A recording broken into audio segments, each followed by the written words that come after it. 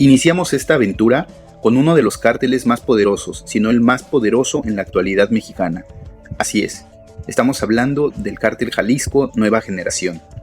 En esta aventura les narraremos dos de los enfrentamientos más sangrientos que han tenido las fuerzas castrenses y este temible cártel que busca tener el control de grandes extensiones de territorio en México. Considerado actualmente como una de las organizaciones criminales más poderosas, no solo de México, sino del mundo, contrasta y sorprende por su rápido ascenso y su relativamente corta historia. Comandado por su líder, el Matacetas, o también conocido como el Señor de los Gallos, así es, nos referimos a El Mencho. Nemesio González Cervantes, alias El Mencho, nació en la pequeña comunidad de El Naranjo de Chila, en el municipio de Aguililla, enclavado en el bello estado de Michoacán, México. Una región con una larga historia de narcotráfico, especialmente en la siembra de marihuana y amapola, más recientemente en la producción de enervantes sintéticos.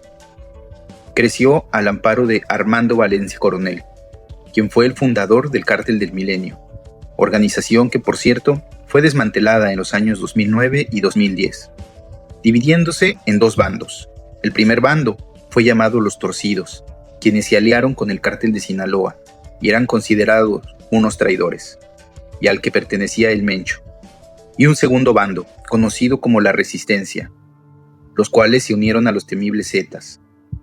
Al caer abatido, Nacho Coronel, el cual era el nexo con el Cártel de Sinaloa, este quedó completamente roto, y es el momento considerado por todos los expertos en que surge el Cártel Jalisco Nueva Generación, bajo el mando del Mencho y los Queenie. Después de esta breve introducción, para ponerlos en contexto sobre los antecedentes del Cártel Jalisco Nueva Generación, acompáñenos a repasar el primero de los dos enfrentamientos más sangrientos que han tenido las fuerzas de seguridad nacionales contra esta organización delictiva. Era la mañana del 1 de mayo del 2015, cuando el estruendo de los rotores de los helicópteros de la Fuerza Aérea Mexicana terminaron con la tranquilidad del municipio de Villa Purificación. Se trataba del Operativo Jalisco. Este operativo consistía en que las fuerzas federales habían llegado con la instrucción de detener a un grupo de antisociales establecidos en la zona. Un helicóptero Cougar, en donde viajaban 16 elementos de las fuerzas especiales del ejército mexicano y 2 elementos pertenecientes al GOPES de la extinta Policía Federal, desplegados en la quinta región militar en la comunidad de La Mojonera, en el tramo carretero cercano a Villa Purificación, un convoy de aproximadamente 10 vehículos que se trasladaba por caminos de terracería y era seguido muy de cerca por estos helicópteros militares, sorprendió a los elementos castrenses al agredirlos desde tierra. Contaba con un enorme poder de fuego. Este grupo se trasladaba en los vehículos y hacía fuego desde los mismos vehículos, así como también les realizaban fuego en contra con personal en tierra, los mismos grupos antisociales que estaban en esa zona. El fuego era extremadamente nutrido, con rifles de precisión Barrett calibre 50, fusiles de asalto, el calibre de siempre, 7.62 perteneciente a cuerno de chivo.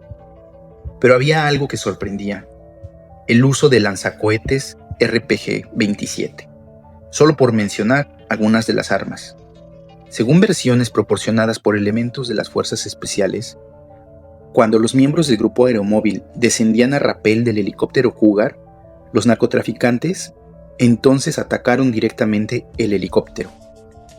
Dicha aeronave fue alcanzada por un proyectil RPG en el rotor de cola, provocando que tuviera que descender abruptamente. Cabe mencionar que este no era cualquier grupo de militares. Se trataba ni más ni menos que del Grupo Aeromóvil de Fuerzas Especiales del Alto Mando, la élite del ejército mexicano. Por si no hubiera sido suficiente haber impactado el helicóptero y haber logrado derribarlo, los agresores se dirigieron al punto de caída, presuntamente con la intención de ultimar a los agentes que hubiesen sobrevivido al impacto. Afortunadamente, los demás helicópteros oficiales participantes en el operativo repelieron desde el aire esa segunda agresión y rescataron a sus compañeros. De los 18 elementos de élite a bordo del avión, 9 perdieron la vida, lamentablemente, mientras los sobrevivientes sufrieron graves quemaduras y heridas, Esta fue la primera vez que un cártel del narcotráfico lograba derribar un vehículo aeromóvil del ejército mexicano o de la Fuerza Aérea. Uno de los sobrevivientes de la caída del helicóptero fue el oficial Iván Morales, quien apenas había, por cierto, recibido la noticia que iba a ser padre. Fue intervenido en diversas ocasiones y 7 meses después fue homenajeado por su labor en el combate al crimen, por lo que recibió el reconocimiento al mérito policial de primera clase, mismo que fue entregado por el entonces presidente Enrique Peña Nieto, en presencia entre algunos otros miembros distinguidos del entonces secretario de la Defensa Nacional. Obviamente, tras ese ataque, el ejército mexicano no se quedó con los brazos cruzados. Demos paso, pues, al segundo enfrentamiento más cruento que ha tenido el ejército mexicano contra esta organización delictiva de Jalisco. Integrado por una casa principal y una bodega, así como amplias extensiones agrícolas, el rancho El Sol, ubicado en los límites de los municipios de Ecuandureo y Tanguato, se convirtió en el escenario de uno de los más sangrientos enfrentamientos de la guerra contra el narco en general. Enclavado en un amplio territorio que comprende 112 hectáreas, el predio solo es identificado por una nomenclatura que se oculta tras el follaje de algunos árboles de la zona. No hay testigos del mayor enfrentamiento entre elementos del orden y estos criminales durante el gobierno de Enrique Peña Nieto, porque ocurrió a 15 kilómetros del pueblo más cercano.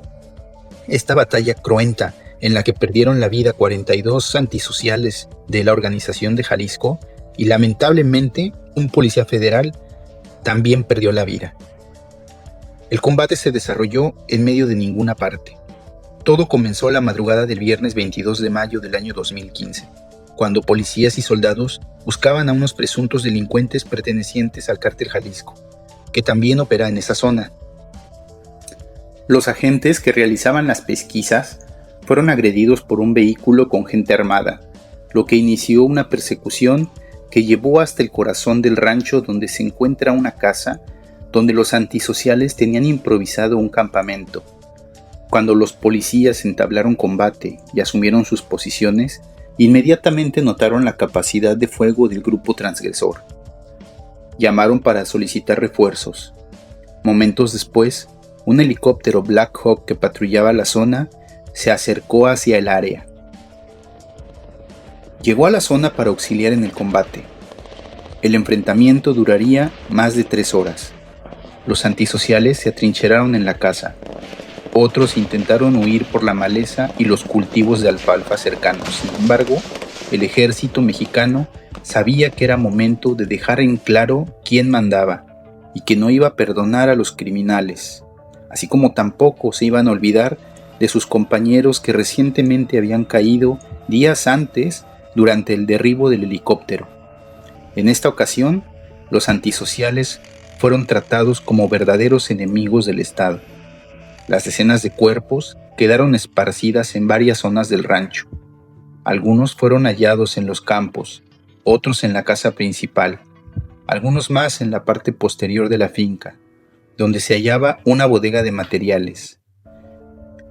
Los elementos del orden que participaban en la batalla, en esos áridos terrenos colindantes con el Rancho del Sol, también tenían en sus cuerpos bastantes heridas de esa batalla, y lamentablemente perdieron un compañero. El saldo final, 42 civiles abatidos, 3 detenidos. Es más, incluso el presidente municipal en ese entonces, Ignacio Cuevas, quien gobernaba en Tanguato, declaró: "Tengo 36 policías en el municipio, para decirlo clarito. Hay más muertos en la balacera que policías en el pueblo". Siendo así, podríamos hablar que esta segunda batalla fue la revancha del ejército contra los antisociales de Jalisco, y una forma de dar un manotazo en la mesa para recuperar la autoridad que días antes había sido mancillada ante la osadía de los criminales. Hemos llegado así al final de nuestro episodio. Esperamos que haya sido de tu agrado. No olviden compartir el video y suscribirse al canal. Activen la campanita para que estén atentos al nuevo contenido. Pueden también seguirnos en nuestras redes sociales que actualizamos diario. Sin más por el momento, nos vemos la próxima. Mientras tanto, mantengan la posición. Cambio y fuera.